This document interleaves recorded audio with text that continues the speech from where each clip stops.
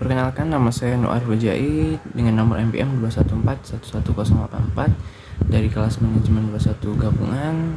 Kali ini saya akan mempresentasikan sebuah materi mengenai akuntansi lingkungan.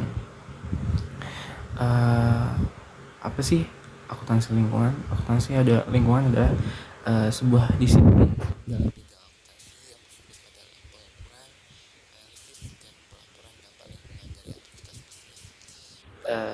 dan organisasi. Tujuan utamanya yaitu untuk memahami dan mengukur bagaimana kegiatan ekonomi dan bisnis dapat mempengaruhi lingkungan alam, serta menganalisis cara untuk mengurangi dampak negatifnya dan meningkatkan berkelanjutan.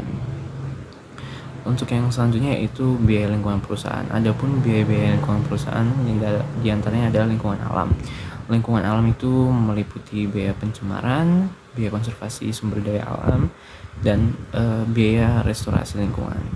Yang kedua adalah lingkungan budaya. Adapun lingkungan budaya yaitu biaya diversitas dan kesetaraan.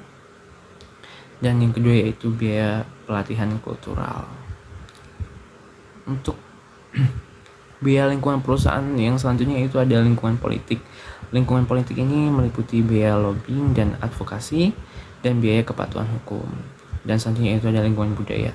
Lingkungan budaya itu ada biaya diversitas dan kesetaraan, biaya pelatihan kultural, dan antaranya adalah biaya kebijakan berkelanjutan. Untuk biaya lingkungan perusahaan itu selanjutnya adalah lingkungan sosial. Lingkungan sosial itu ada biaya keamanan dan kesehatan kerja, biaya pelatihan karyawan, serta biaya CSR. Selanjutnya adalah klasifikasi biaya lingkungan itu ada 4. Yang pertama adalah biaya pencegahan lingkungan, biaya deteksi lingkungan. Yang ketiga yaitu ada biaya kegagalan internal lingkungan, serta yang terakhir itu ada biaya kegagalan eksternal lingkungan. Selanjutnya kita akan membicarakan mengenai keuntungan menerapkan IMA. Itu ada beberapa keuntungan. Yang pertama adalah menghemat pengeluaran. Kedua ada pengambilan keputusan, itu akan mudah untuk mengambil keputusannya. Ketiga adalah keunggulan dan melakukan semua usaha ataupun kegiatan. Yang keempat itu meningkatkan performa. Yang kelima adalah untuk memuaskan segala hal. Selanjutnya di sini ada contohnya. Di sini ada contohnya adalah perusahaan XYZ. Biaya lingkungan yaitu biaya pencemarannya yaitu membersihkan limbah cair yang dihasilkan oleh pabrik itu sebesar $5.000. Biaya pengurangan emisi, biaya untuk menginstal peralatan yang mengurangi emisi gas rumah kaca itu sebesar $10.000. Biaya restorasi lingkungan itu ada $7.000. Perhitungan laba bersih berbasis biaya lingkungan yaitu pendapatan total itu $100.000. Biaya lingkungannya itu $22.000 plus yaitu biaya pencemaran, biaya pengurangan emisi, biaya restorasi lingkungan. Laba sebelum pajak itu $78.000. Pendapatan total biaya lingkungan total itu ada pajaknya 20%. Laba bersihnya setelah pajak itu 62.400. Laba sebelum pajak.